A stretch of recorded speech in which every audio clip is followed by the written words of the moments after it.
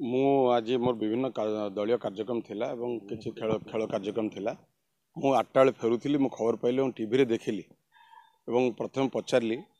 आम लोक मानू जे कौन कही ना मु खबर पाइली जे बिरजा प्रकल्पर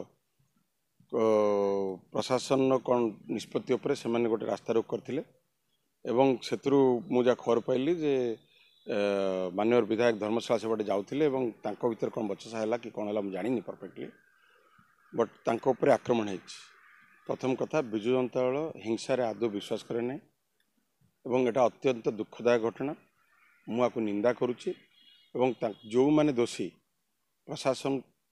को संपूर्ण सहयोग करा जो माने दोषी अरेस्ट करने एटा गोटे भाववेगर चली आंदोलन से आंदोलन भितर कौन घटी एक्जाक्टली मुझे जानी ना किंतु कौन सी हिंसात्मक कथा को आदौ प्रश दिज्व ना मु भी किसी खबर पाइली से दुकान बजार को भी किसी समर्थक मैंने आसी भंगाभंगी कर ना एपट हिंसा को प्रश दिज्व ना सेपट हिंसा को प्रश दिज्व प्रशासन जहाँ सहयोग चाहिए आम करूँ और मुझे खबर पाई एटा बिरजा प्रकल्प उपरे से माने रास्ता रोक करते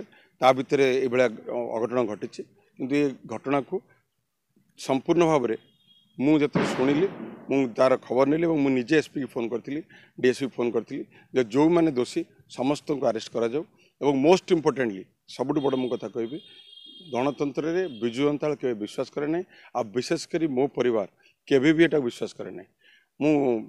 टीवी मीडिया शुणिली जे विधायक कौन कहते मो विषय मो भाई विषय मो भाई कही थाना बसापी जब मु जानवे मो भाई से नथिला एवं से जाऊला खबर पाई रास्ता रोकई बोली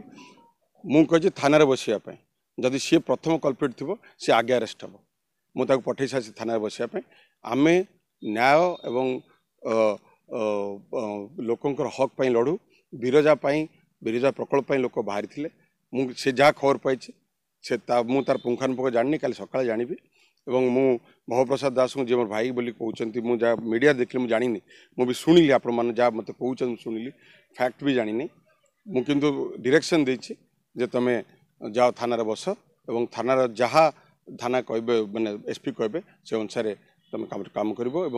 आईन श्रृंखला को सब बेले आम सम्मान दे आसुँ आईन श्रृंखला केबे भी कौन सी जगार आम सालिश करूँ ना एवं आमर सिंपल गोटे आमर विजु जनता दल मान्यवर आमर नवीन पट्टनायक निर्देश गणतंत्र रे आंदोलन प्रश्रय नहीं मुझे निंदा करछि एवं जहाँ भी घटना घटी जो मैंने भी जदि मोर लोक मैंने जानी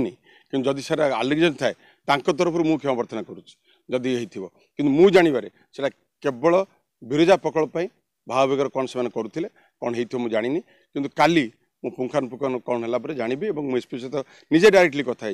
जे जहाँ भी दोषी अच्छा विहित कार्यानुष्ठान करा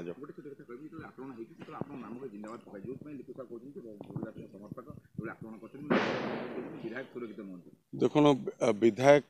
जो भाया भाव में बारंबार आक्षेप कर गणमाध्यम जाजपुर प्रकल्प गुड़िक विशेषकर जब होता मुझे जानी किंतु मोर जिंदाबाद मुर्दाबाद तो सबुटी पड़ो से किसी बड़ कथा नुहे से आक्षेप करके कथा नहीं मु घटना को निंदा करुच्ची किंतु लोक भाव तो मुझे कंट्रोल कर पारि मुझे जानी कौन हो किंतु इनसीडेंट को मु संपूर्ण भाव निंदा करुच्ची।